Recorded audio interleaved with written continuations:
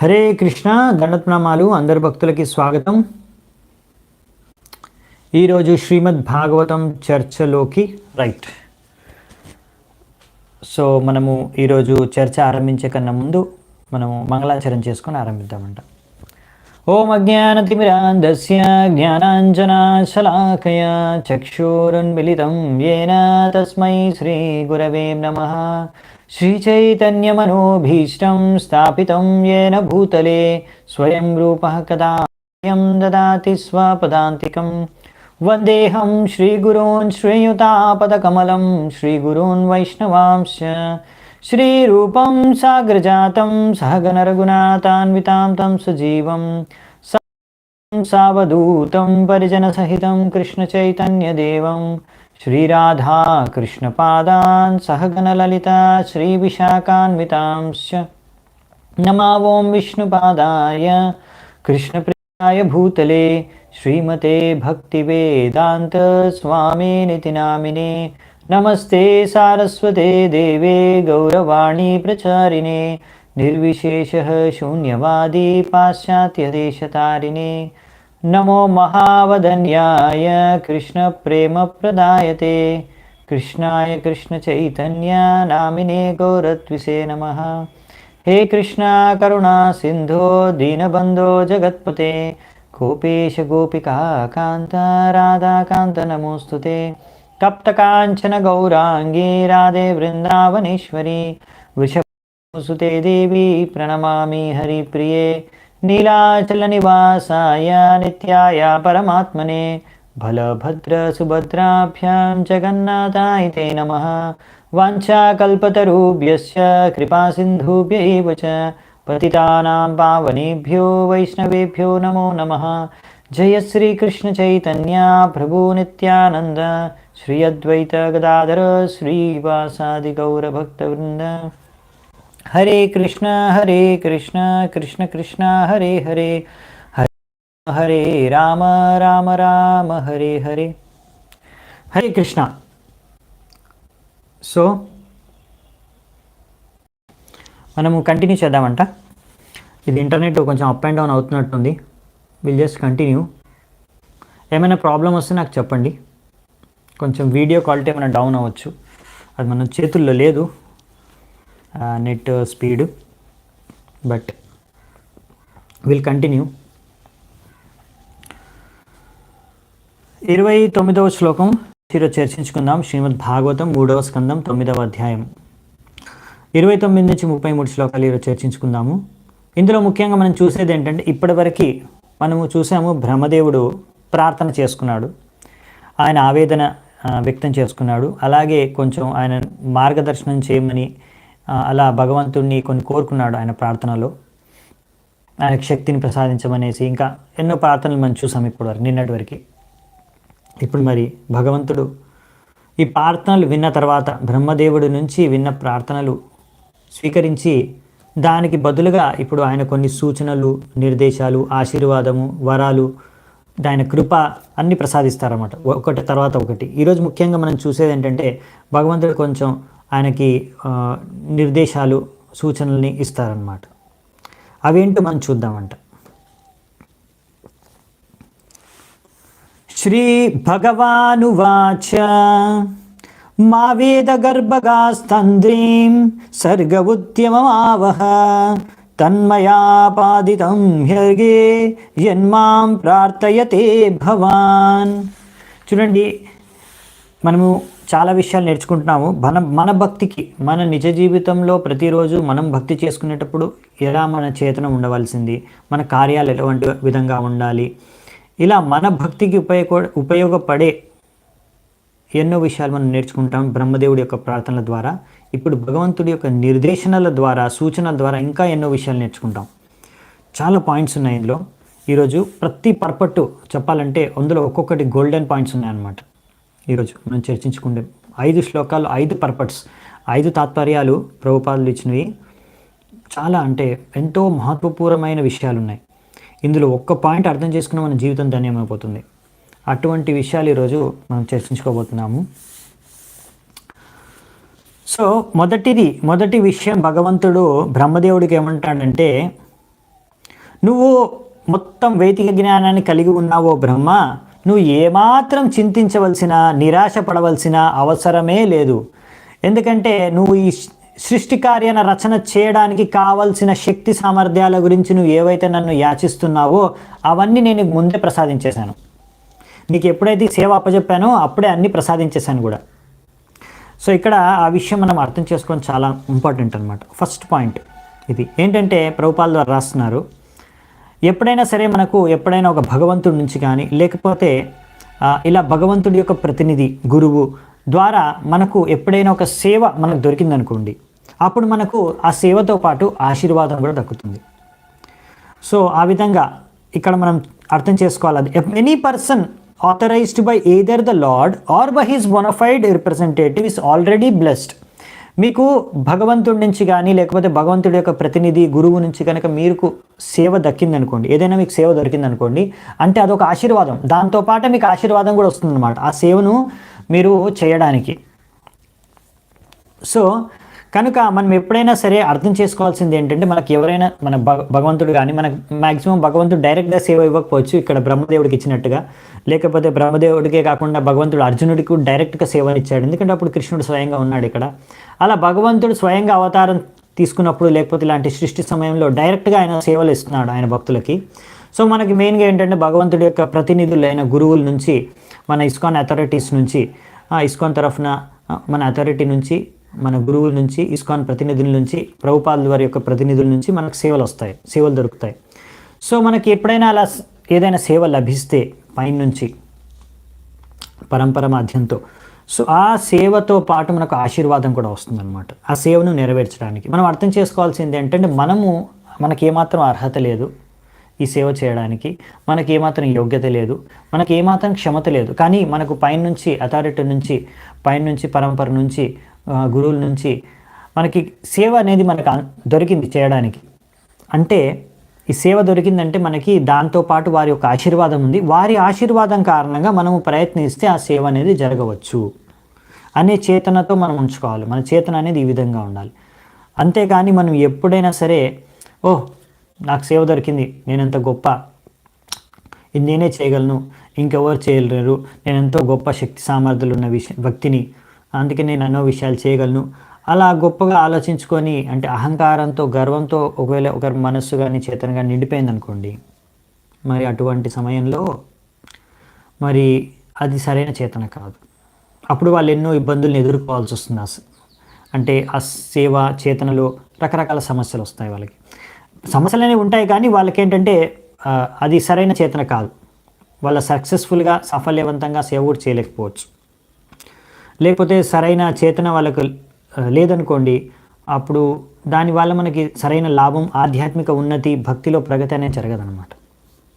అందుకే మనం ఎప్పుడు సేవ చేస్తున్నా కానీ, మనకి ఏ సేవ దొరికినా కానీ ప్రతిసారి మనం ఎల్లప్పుడూ కూడా భగవంతుడిని ప్రార్థించుకుంటూనే ఉండాలి. మీ కృప మాకు అవసరం, మీ కృప ఉంటేనే మేము సరిగ్గా భగవంతుడి సేవ, మాకు ఇచ్చిన సేవ మేము చేయగలమని అనే చేతన మనకు ఉండాలన్నమాట. Must always look for the mercy of the lord for the successful execution of his duty.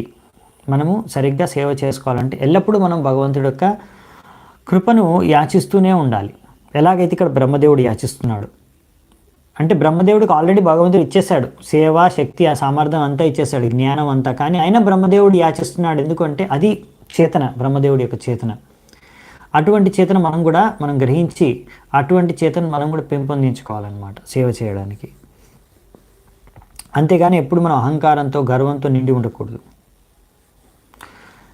So కృష్ణుడు కూడా అలాగే అర్జునుడికి కూడా సేవనిచ్చాడు. అక్కడ యుద్ధభూమిలో, రణభూమిలో యుద్ధం చేసి ధర్మాన్ని స్థాపించే సేవ, ఆ విధంగా ఆయన్ని సంతుష్టపరచమని. సో అప్పుడు భగవంతుడు అర్జునుడికి చెప్పేశాడు, నువ్వు సేవ చేయి. భగవంతుడు ఆయనకు సేవ ఇచ్చాడు, మళ్ళీ దానికి కావాల్సిన మార్గదర్శనం ఇచ్చాడు, దానికి కావాల్సిన జ్ఞానం ఇచ్చేశాడు. సో ఆ సామర్థ్యం అంతా ఇవ్వడం కాకుండా అన్ని ఆయోజనలు చేస్తాడు. ఎలాగైనా అర్జునుడు ఒకవేళ సరైన విధంగా ఈ సేవను చేస్తే తప్పకుండా ఆయన విజయం సాధిస్తాడని. అవునా? అందుకే కృష్ణుడు అర్జునుడికి అన్నాడు, నిమిత్త మాత్రం భవ సవ్యసాచి.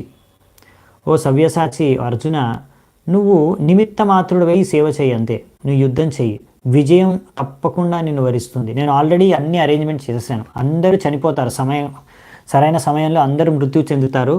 నువ్వు యుద్ధం చేయాలంతే. సో నీ ద్వారా వాళ్ళందరూ బుద్ధి చెందుతారు, తద్వారా నీకు ఆ శ్రేయ క్రెడిట్ అనేది లభిస్తుంది. కానీ నేను అన్ని అరేంజ్మెంట్ చేసేసాను, సో నువ్వేం టెన్షన్ తీసుకోవాల్సిన అవసరం లేదు, తప్పకుండా విజయం సాధిస్తావు. అలా భగవంతుడు కృప ద్వారా అన్నీ జరుగుతాయి. కానీ భగవంతుడు చెప్పాం కదా ముందు కూడా, తన భక్తులకి శ్రేయ క్రెడిట్ ఇవ్వాలనుకుంటారు, అందుకే వారి ద్వారా కొన్ని సేవలు చేయిస్తారనమాట. సో అది ఆ విషయాన్ని మనం అర్థం చేసుకొని మనం ఎప్పుడైనా సరే భగవంతుడికే ఆ క్రెడిట్ని ఇవ్వాలన్నమాట.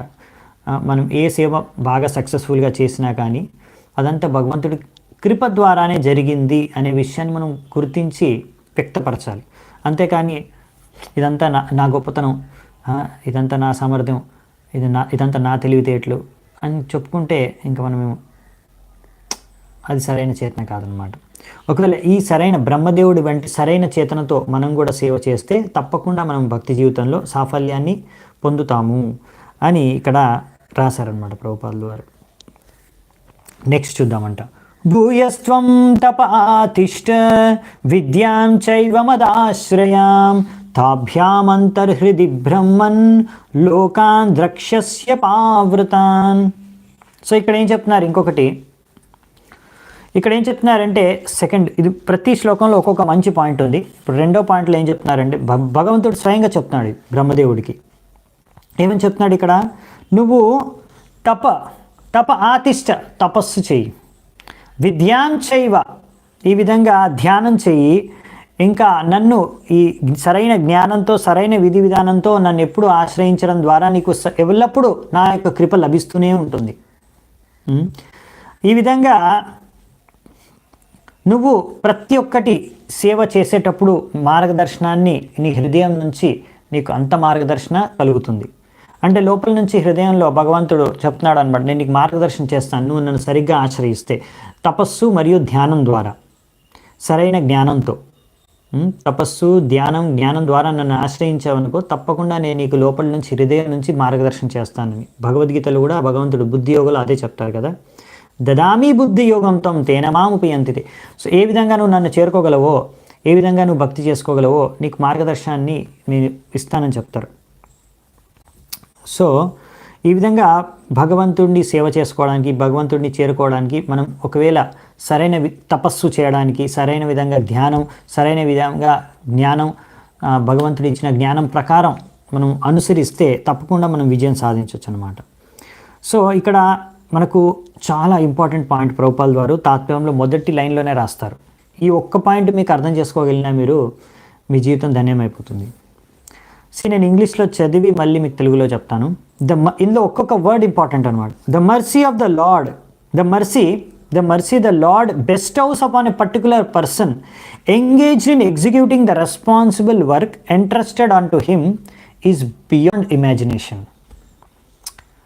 భగవంతుడి కృప ఒక వ్యక్తి ఎవరైతే భగవంతుడి సేవలో ఒక దాయిత్వపూర్ణమైన సేవ అంటే ఎంతో బాధ్యతాయుతమైన సేవను ఎవరైనా భగవంతుడిలో బాధ్యతాయుతమైన సేవను చేస్తున్నారనుకోండి, అప్పుడు అది ఎలా ఇంట్రెస్టెడ్ ఆన్ టు హిమ్ అంటే చేస్తారంటే భక్తి మార్గంలో వాళ్ళకి చేస్తారంటే వాళ్ళ అథారిటీ కానీ మందిరం నుంచి కానీ లేకపోతే గురువు గారు కానీ ఇస్కాన్ నుంచి వాళ్ళకు పరంపరలో కానీ ఒక సేవ దొరుకుతుంది.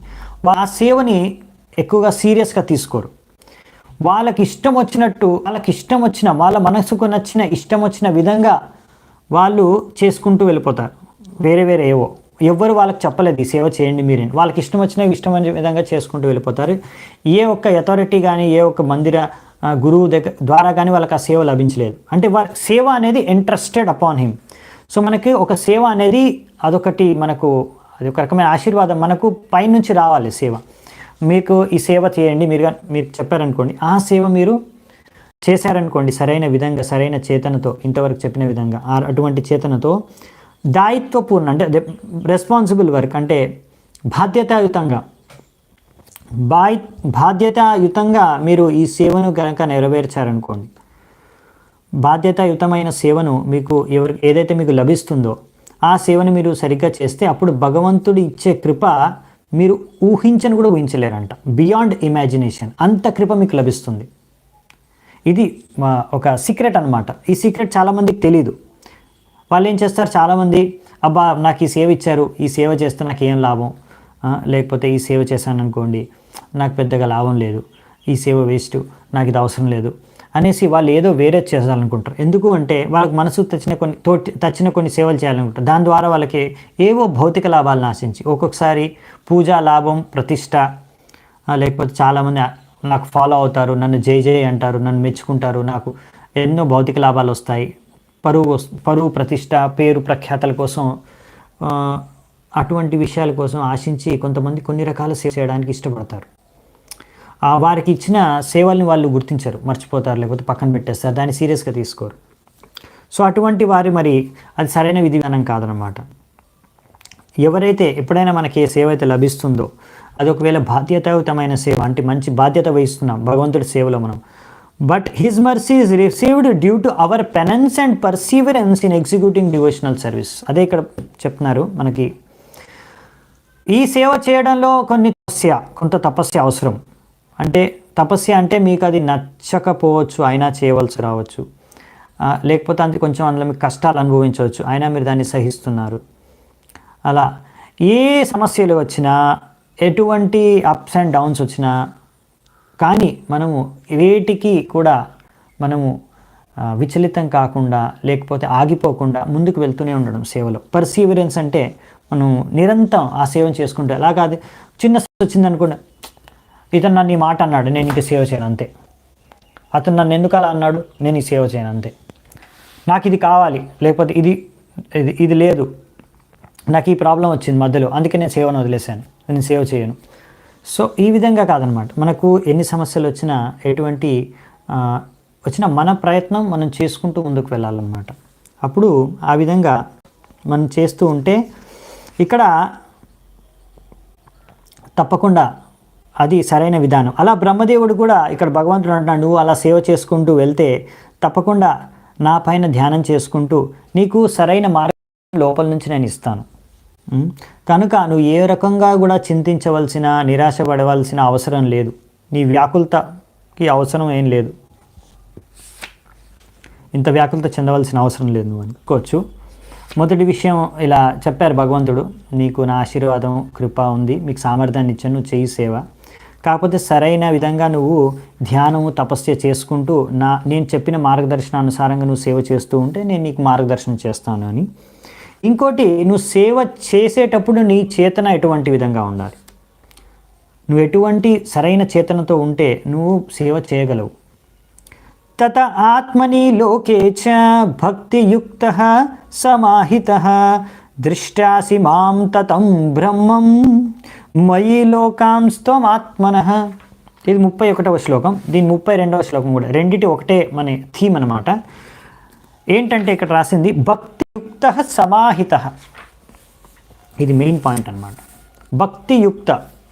భక్తియుక్తంగా నువ్వు సమాహితం అయిపోయినప్పుడు నీ చేతైనా, అప్పుడు నువ్వు ఆ చేతనతో సేవ చేయాలి.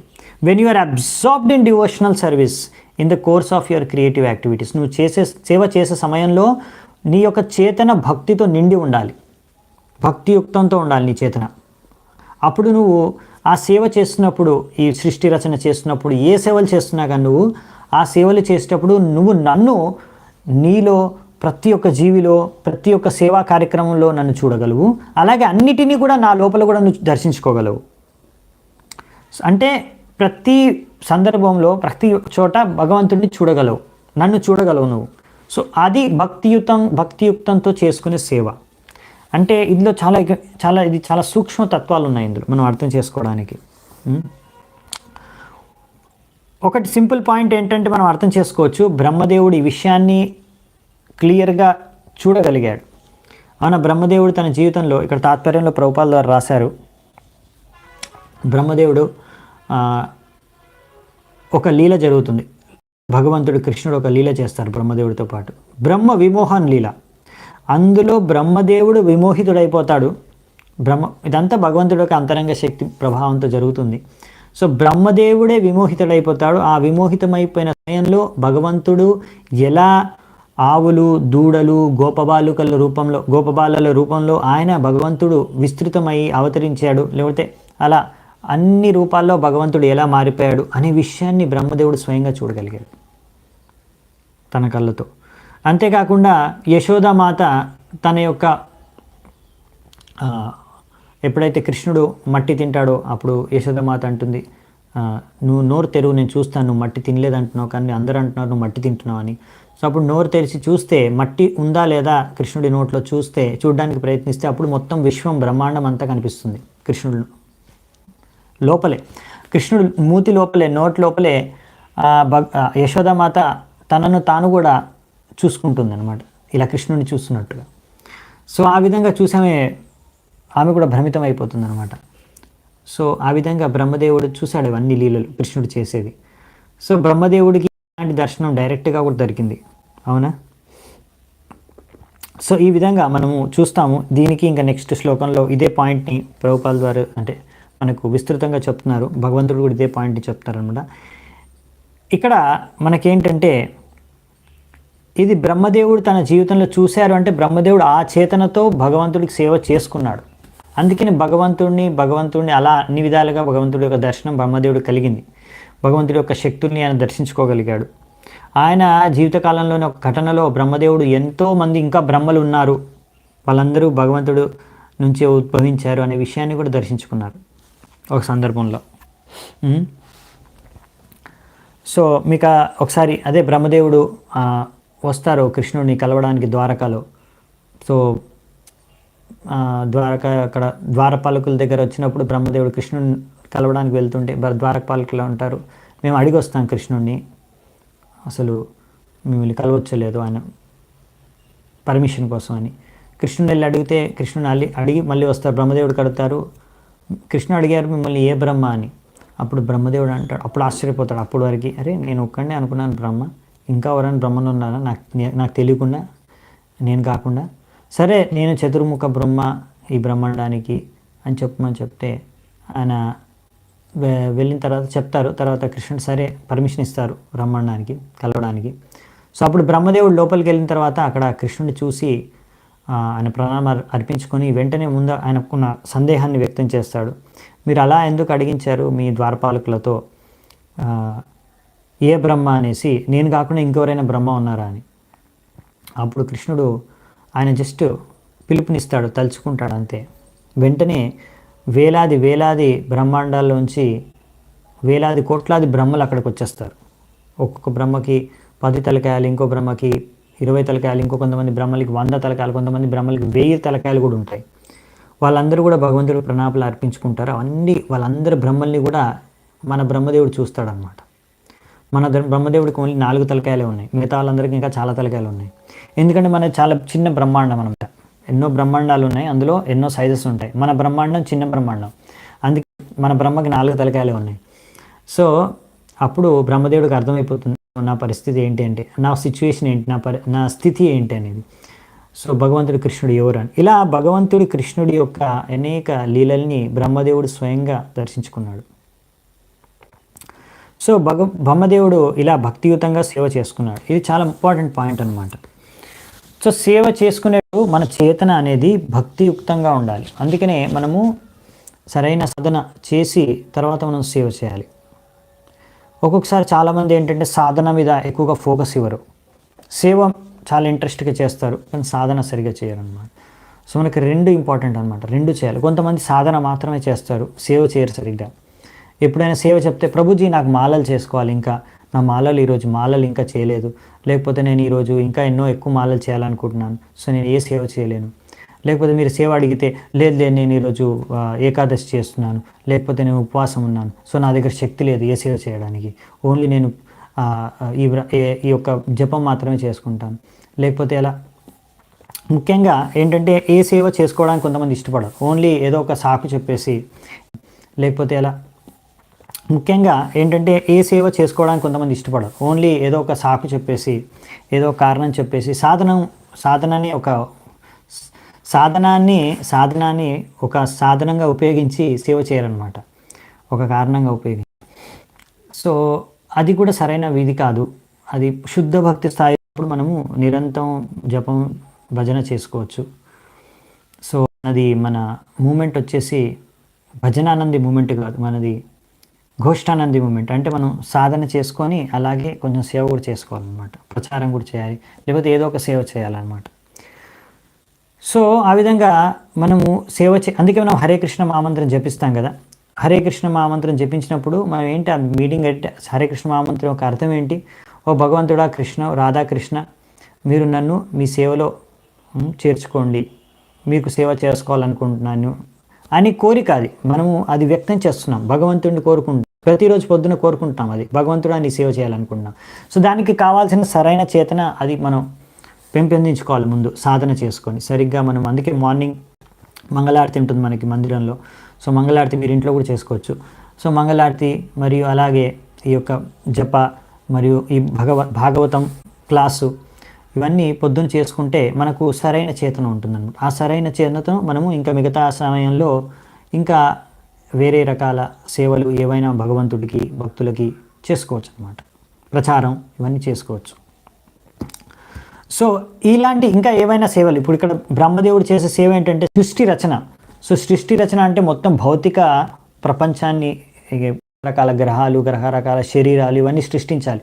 సో ఇందులో ఈ భౌతిక విషయాల్లో వ్యస్తమైపోతాడు. అందుకే బ్రహ్మదేవుడు కోరుకుంటున్నాడు, నేను ఎప్పుడైనా మీ భక్తి మార్గం నుంచి పతనం అవ్వకూడదు అని. సో దానికి ఇక్కడ భగవంతుడు చెప్తున్నాడు, నువ్వు ఈ విధంగా చేసుకుంటే సేవ నువ్వు ఎప్పుడు పతనం కావు ఈ భక్తి మార్గం నుంచి. సో భక్తి యుక్తంతో నువ్వు సేవ చేసుకోవాలి.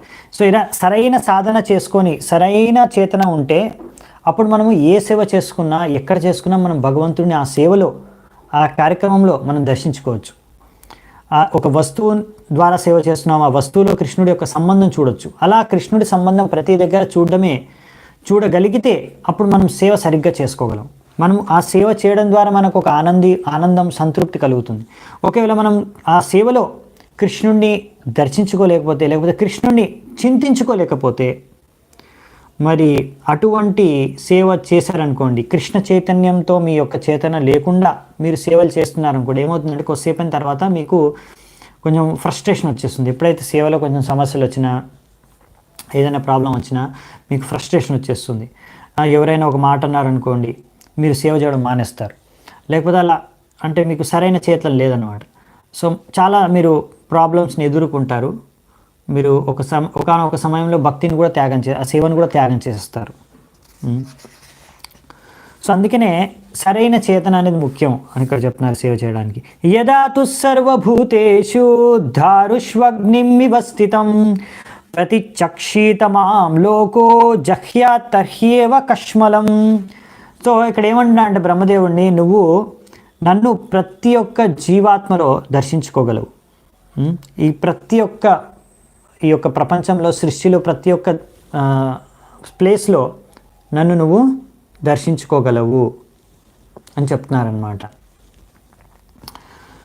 ఎలాగైతే నువ్వు దర్శించుకోవాలి, ఎలాగైతే ఒక చెక్క లోపల అగ్ని ఉంటుందో, అగ్ని మీకు కనిపించదు కానీ ఒక వుడ్ చెక్క నుంచే కదా, చెక్కకు మనము కట్టెలు పోయి ఉంటుంది, కట్టె నుంచే మనకి అగ్ని అనేది ఉత్పన్నమవుతుంది. కట్టె నుంచే, దాని నుంచి మనం కట్టెల పొయ్యిలో కుకింగ్ చేసినప్పుడు, వంట వండినప్పుడు ఆ అగ్ని అనేది ఉత్పన్నమవుతుంది. సో ఈ విధంగా నువ్వు ఒకవేళ సరైన భక్తియుక్త చేతనతో ఉండగలిగితే, నువ్వు చూడగలిగితే అగ్ని అనేది చెక్క లోపల అంటే కట్టె లోపల ఉంది అనే విషయాన్ని నువ్వు గ్రహించగలిగితే, ఆ విషయాన్ని నువ్వు చూడగలిగితే అప్పుడు నువ్వు ఎటువంటి మోహమాయలో పడవు అని. అంటే ప్రతి ఒక్క భౌతిక వస్తువు కానీ, ఏ భౌతిక శరీరం కానీ, ప్రతి ఒక్క లోపల భగవంతుడి యొక్క సంబంధం అనేది ఉంది, భగవంతుడి కనెక్షన్ ఉంది. అంటే ప్రతి ఒక్క జీవాత్మ లోపల ఆత్మ ఉంది, పరమాత్మ ఉన్నాడు. ఆ విషయాన్ని గ్రహించాలి. సో అలా ప్రతి ఒక్కరి శరీరం వేరువేరుగా ఉండొచ్చు కానీ అందరి లోపల ఉన్న ఆత్మ మాత్రం అది ఆధ్యాత్మికం, చిన్మయం. అదంతా ఒకే గుణం, ఒకే చిన్మయం కలిగిందని ఆ విషయాన్ని గ్రహించాలి మనం. ఆ విధంగా చూడగలిగితే అందరినీ మనం సమానంగా చూడగలం. అలాగే ఏ వస్తువులైనా చూసామనుకోండి, అదంతా భగవంతుడి యొక్క సృష్టి ద్వారా ఎలా వచ్చింది, భగవంతుడి యొక్క సృష్టి ద్వారా నిర్మితమైంది, భగవంతుడు ఎలా పరమాత్మ రూపంలో ప్రతి చోట ఆయన ఉన్నాడు అనే విషయాన్ని మనం ఎప్పుడు గుర్తుపెట్టుకుంటే, ఆ విధంగా ప్రతిదానికి మనం భగవంతుడితో సంబంధం దాన్ని అర్థం చేసుకుంటే, భగవంతుడిని మనం గుర్తుంచుకోగలిగితే ప్రతి సమయంలో ప్రతి ఒక్క పరిస్థితిలో అదే సరైన చేతన అన్నమాట. అది శుద్ధ భక్తుడి యొక్క చేతన అని ఇక్కడ రాస్తున్నారు. The pure devotee never forgets the touch of the lord in all circumstances. ఎట్టి పరిస్థితుల్లోనూ భగవంతుడి యొక్క శుద్ధ భక్తుడు ఎవరైతే ఉంటారో అతను ఎప్పుడు భగవంతుడిని మర్చిపోడంట. భగవంతుడి యొక్క సంబంధం, connection, touch of the lord. యదా రహితం ఆత్మానం భూతేంద్రియ గుణాశయైః స్వరూపేణ మయోపేతం పశ్యన్ స్వరాజ్యం రచ్చతి. ఇంకేం చెప్తున్నారంటే ఇక్కడ, ఎప్పుడైతే నువ్వు ఈ స్థూల శరీరం, సూక్ష్మ శరీరం, ఇంద్రియాలు, వీటి యొక్క ప్రభావాలు, 3 గుణాల, త్రిగుణాల యొక్క ప్రభావాల నుంచి ముక్తుడు అవ్వో, అప్పటి వరకు నువ్వు శుద్ధ చింతన, ఆత్మచింతన, నీ స్వరూపాన్ని నువ్వు అర్థం చేసుకోలేవు. ఎప్పుడైతే నువ్వు వీటి నుంచి ముక్తుడు అయిపోతావో అప్పుడు నీ స్వరూపాన్ని నువ్వు అర్థం చేసుకుంటావు, నీ ఆధ్యాత్మిక స్వరూపాన్ని. అప్పుడు నీ శుద్ధ చేతనతో నువ్వు ఆ శుద్ధ చేతనలో నువ్వు స్థితమై ఉంటావు అని ఇక్కడ అడుగుతున్నారు అని చెప్తున్నారనమాట. సో ఇక్కడ బ్రహ్మదేవుడికి అంటున్నాడంటే, ఎప్పుడైతే నువ్వు అన్నీ నీకు అర్థం చేసుకోవడం చాలా సింపుల్, నువ్వు సరైన చేతనం ఉన్నావా లేదని. ఎప్పుడైతే నువ్వు స్వరూపాన్ని చూసుకోగలుగుతున్నావో, అంటే ఏంటి స్వరూపం, మన స్వరూపం ఏంటి? చేతన మహాప్రభులు చెప్తారు మనకి చైతన్య చరితామృతం, అవునా? జీవేర స్వరూప్ హోయ్ నిత్యర కృష్ణ దాస్. మన స్వరూపం ఏంటి? అసలైన స్వరూపం ఏంటి? ఆధ్యాత్మిక స్వరూపం ఇది కాదు మన స్వరూపం, అవునా? మన స్వరూపం ఏంటి అసలు అంటే మనం కృష్ణదాస్. ఒకవేళ మనం ఈ విషయాన్ని గుర్తుంచుకోగలిగితే ఎల్లప్పుడూ, అంటే మనం సరైన చింతన, సరైన చేతనతో ఉన్నామని, కృష్ణుడి యొక్క దాస్ మనం అర్థం చేసుకుంటే. ఈ దాస్ అనేది చాలా ఇంపార్టెంట్ అనమాట. కృష్ణదాస్లో దాస్ అనేది కూడా చాలా ఇంపార్టెంట్. కృష్ణుడే ఇంపార్టెంట్, ఎలాగో కృష్ణుడు ఇంపార్టెంటే, కానీ దాస్ అనే పాయింట్ ఇక్కడ మన స్వరూపం కృష్ణుడి యొక్క దాస్ అనే పాయింట్ మీద చాలా ఇంపార్టెంట్ అనమాట. అందుకే మనకు దీక్ష ఎప్పుడైతే వస్తుందో ప్రతి ఒక్కరికి ఒక కామన్, ప్రతి ఒక్కరి పేరులో ఒక కామన్ టైటిల్ ఏంటి? దాస్ లేకపోతే దాసి. స్త్రీ అయితే మాతాజీ అయితే దాసి అంటాం, లేకపోతే ప్రభు అయితే దాస్ అని ఉంటుంది, అవునా? సో ఈ దాస్ అనేది ఏంటంటే మనము సేవకుడం అనే విషయాన్ని మనం గుర్తుంచుకోవాలి. ఇది సరైన చేతన, భగవంతుడికి సేవకుడం అని. ఎందుకంటే ఈ యొక్క చేతన అనేది చాలా ఇంపార్టెంట్. మామూలుగా ఈ యొక్క భౌతిక ప్రపంచంలో ఏంటంటే, ఇప్పుడు మనం ఇది చేతన ఉండాలి, మీకు దాస్ అనే చేతన, నువ్వు సేవకుడు అనే చేతన ఉండాలంటే అంత అది గొప్ప చేతనగా భావించబడదు భౌతిక ప్రపంచం, భౌతిక దీని ప్రకారం. ఎందుకంటే బయట ప్రతి ఒక్కరు ఏంటంటే బాస్ అవ్వాలనుకుంటారు, దాస్ ఎవరు అవ్వాలనుకోరు. ఎందుకు? బయట ఎవరైనా సర్వెంట్ ఉంటారు కదా, ఎక్కడైనా నౌకరీ చేస్తున్నారంటే నౌకర్ అంటే సర్వెంటే. సో ఎక్కడైనా మీరు జాబ్ చేస్తున్నారంటే ఎవరికో మీరు అక్కడ సేవ చేస్తున్నారు. ఈ ఒక వ్యక్తికో, ఒక కంపెనీకో, గవర్నమెంట్ సేవకుడు అయితే గవర్నమెంట్కో. సో ఎవరికో ఒకరికి అక్కడ మీరు బిజినెస్ చేసుకున్నా కానీ అక్కడ ఎంతోమందికి మీరు సేవ చేసుకోవాలి. మీరు ఎవరికి నేను సేవ చేసుకోవట్లేదు అనుకున్నా, మీరు మీ ఇంద్రియాల యొక్క కోరికల్ని మీరు నెరవేరుస్తున్నారంటే మీరు ఇంద్రియాలకి బానిసలు, అంటే ఇంద్రియాలకి సేవ చేసుకుంటున్నారు. సో ప్రతి ఒక్కరి భౌతిక ప్రపంచంలో ఇది దాస్ అనేది మన యాక్చువల్లీ స్వరూపం. మీరు ఎక్కడో అక్కడ దాస్ అవ్వాల్సిందే, సేవకుడిగా ఉండాల్సిందే. మీరు కృష్ణుడికి సేవకుడు అవుతారా, లేకపోతే మీరు ఈ భౌతిక ప్రపంచంలో మాయాకి రకరకాల రూపాలలో మాయ ఉంటుంది, వాటికి సేవకులుగా మారుతారు. అది మీరు నిర్ణయించుకోవాలన్నమాట, అంతే, డిసైడ్ చేసుకోవాలి. సో బయట ఏంటంటే ఇక్కడ సేవకుడిగా మారాలి, అదే మన జీవిత లక్ష్యం అంటే బయట వాళ్ళు దాన్ని మనని విచిత్రంగా చూడొచ్చు. అది ఎవ్వరు ఇష్టపడరు. ఎందుకు అంటే బయట సేవ అంటే సర్వెంట్ అంటే ఇప్పుడు బయట అది చాలా దిగజారిపోయిన ఒక అంత ఉన్నతమైన పొజిషన్ కాదనమాట. అది చాలా తక్కువ స్థాయి పొజిషన్ అనమాట. ఎందుకంటే సర్వెంట్ అంటే అప్పుడు ఇక్కడ ప్రతి ఒక్కరికి భౌతిక ప్రపంచంలో సర్వెంట్కి ఒక మంచి ఎక్స్పీరియన్స్ లేదు. ఎందుకంటే ఇప్పుడు ఒక కంపెనీలో మీరు పనిచేస్తున్నారనుకోండి, ఎవరి కిందైనా మీరు జాబ్ చేస్తున్నారనుకోండి, మీకు అక్కడ ఎందుకు జాబ్ చేస్తున్నారు, మీరు అక్కడ ఎందుకు సేవ చేస్తున్నారు, ఆ వ్యక్తికి ఎందుకు సేవ చేస్తున్నారు? మీరు ఎక్కడైనా మీరు జాబ్ నౌకరీ చేస్తుంటే, ఉద్యోగం చేస్తుంటే, అక్కడ ఉద్యోగం చేస్తున్నారు కదా, మీరు అక్కడ ఉద్యోగం కింద మీరు ఉద్యోగిగా ఉన్నప్పుడు ఎవరి కింద పనిచేస్తున్నారు, మీరు అక్కడ ప్రేమతో, ఆయన మీద ప్రేమతో, ఆ వ్యక్తితో కానీ, ఆ కంపెనీలో కానీ, ఆ కంపెనీతో కానీ ప్రేమతో, ఆ గవర్నమెంట్తో ప్రేమతో కానీ మీరు సేవ చేయట్లేదు. ఎందుకు సేవ చేస్తున్నారు? మీరు డబ్బుల కోసం సేవ చేస్తున్నారు, అవునా? డబ్బుల కోసం సేవ చేస్తున్నారు, కానీ మీరు ఇక్కడ ఆ వ్యక్తి మీద ప్రేమతో చేయట్లేదు. ఏ రోజు మీకు ఆ వ్యక్తి డబ్బులు ఇవ్వడో, శాలరీ ఇవ్వడో, మంత్లీ శాలరీ మీకు ఇవ్వలేదనుకోండి, మీకు డబ్బులు ఇవ్వడం మానేశారో, సో మీరు ఆ సేవ కూడా మానేస్తారు, అవునా? సో ఇది ప్రేమపూరితమైన సేవ కాదనమాట, ఇది స్వార్థపూరితమైన సేవ. ఇంకొకటి ఏంటంటే ఈ సేవలో ఆ వ్యక్తి ఎవరైతే మీకు డబ్బులు ఇస్తున్నాడో, మీకు జీతం ఇస్తున్నాడో, ఆ శాలరీ జీతం ఇచ్చిన అతను వేతనం ఇస్తున్నాడు కదా, అతను ప్రతిసారి ఆలోచిస్తాడు, వీడికి నేను ఇన్ని వేల రూపాయలు నేను ప్రతి నెల జీతం ఇస్తున్నాను, ఎలాగైనా సరే వీడి నుంచి నేను ఎంత వీలైతే అంత పిండి పిండి పిండి వీడి దగ్గర నుంచి నేను పని చేయించుకోవాలి, ఎన్ని గంటలు ఎంత పని అయితే ఎంత పని మీ దగ్గర నుంచి చేయించుకోవాలని. ఇప్పుడు చాలామంది వర్క్ ఫ్రమ్ హోమ్ ఇంటి నుంచి చేస్తున్నారు, అయినా కానీ కంపెనీ వాళ్ళు వదలట్లేదు, వాళ్ళకి తెలుసు వీడిని ఇంట్లో కూర్చోబెట్టి కూడా ఎలా నా కోసం పని చేయించుకోవాలి. చాలా తెలివి ఉంది వాళ్ళకి, ఎందుకంటే వాళ్ళు డబ్బులు ఇస్తున్నారు కదా, వాళ్ళు ఎప్పుడు అదే ఆలోచిస్తారనమాట, వీడి నుంచి ఎలా నేను మ్యాక్సిమం పని చేయించుకోవాలి. ఆ విధంగా వాళ్ళు ఆలోచించి వాళ్ళ చేతన ఉంటుంది. అందుకే ఎవరైతే సేవ చేస్తారో ఇలా డబ్బులు తీసుకొని బయట ఉద్యోగం చేస్తున్నారో వాళ్ళకి ఎప్పుడు వాళ్ళపైన ప్రేమ ఉండదు. వాళ్ళు ఎప్పుడైనా సరే ఆలోచిస్తారు ఎలా తప్పించుకోవాలి, ఎలా. అందుకని వాళ్ళు మీరు అన్నారనుకోండి, మన జీవిత లక్ష్యం భగవంతుడికి సేవ చేసుకోవాలంటే వాళ్ళు భయం వేస్తుంది. అప్పుడప్పుడు సేవకుడిగా మారాలా. చూసాము ఇప్పటికే ఇంతమందికి సేవ చేసుకొని చాలా బాధలు అనుభవిస్తున్నాము, ఇంకా నేను సేవ చేయదలుచుకోలేదు. సో ఇటువంటి చేతన అప్పుడప్పుడు ఇటువంటి చేతన ఎలాగైతే బయట ఉంటుందో, బయట ఎలాగ సేవ నుంచి తప్పించుకోవాలి, జాబ్ తక్కువ కష్టపడి తక్కువ సేవ చేసి ఎలా ఎక్కువ డబ్బులు సంపాదించుకోవాలని ఆలోచిస్తుంటే, అలాంటి చేతంతో అప్పుడప్పుడు ఆలోచిస్తుంటారు భక్తిలో కూడా మనం ఎలా తక్కువ సేవ చేసుకుని ఉండగలం.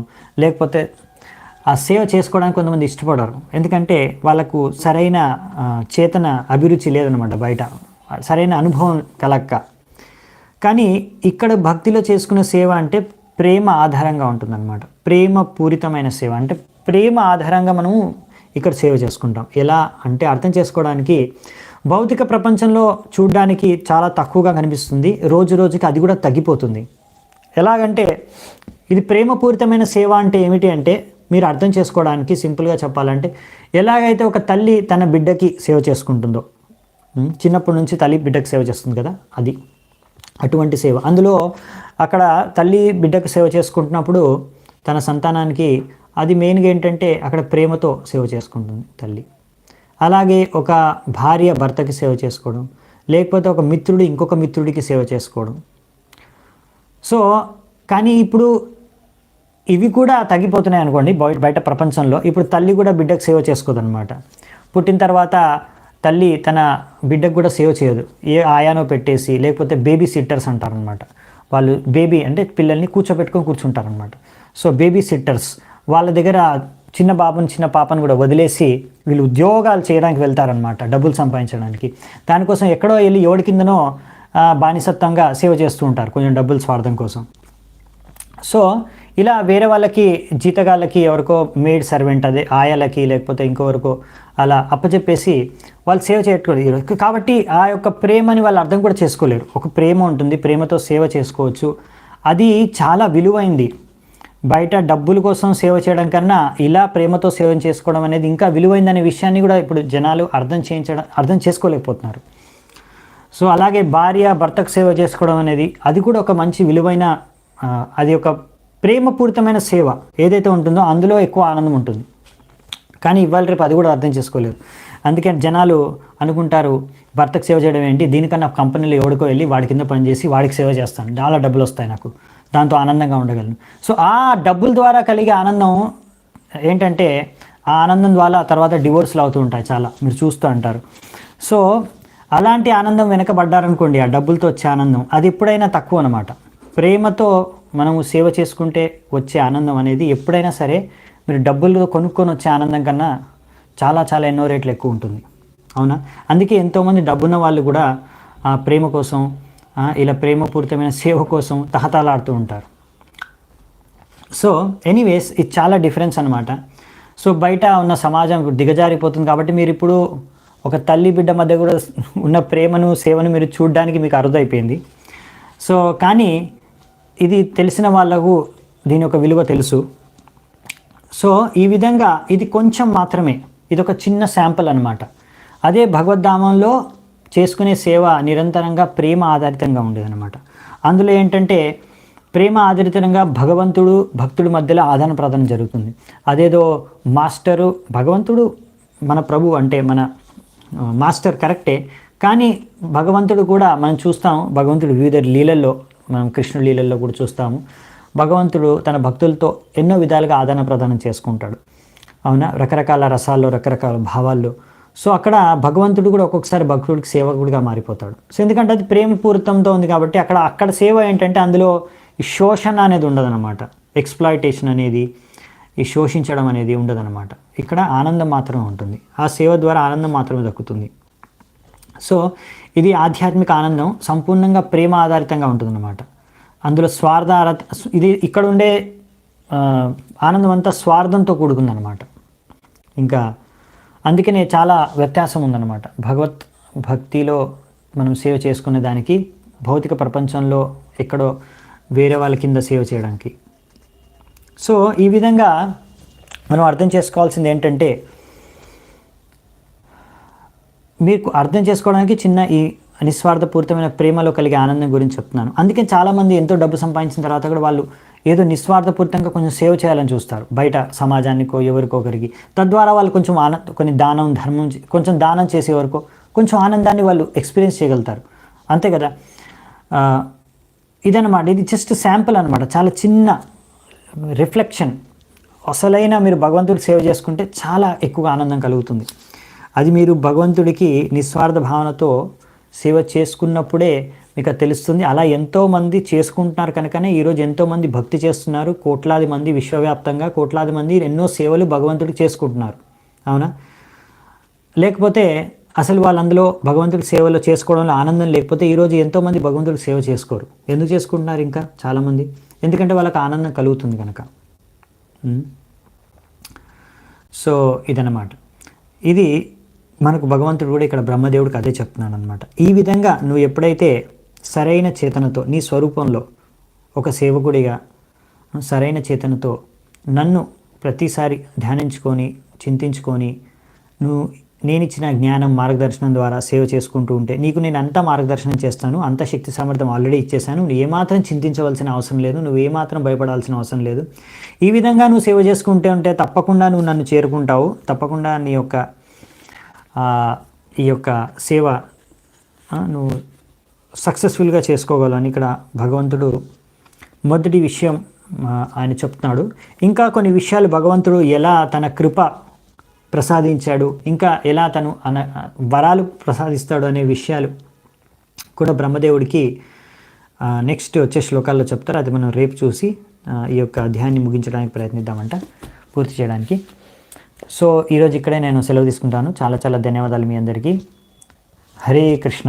శీల ప్రభుపాదకి జై. శ్రీమద్ భాగవతం की जय. अनंत कोटि वैष्णव वृंद की जय. निताय गौर सीतानाथ प्रेमानंदे. हरि हरि बोल.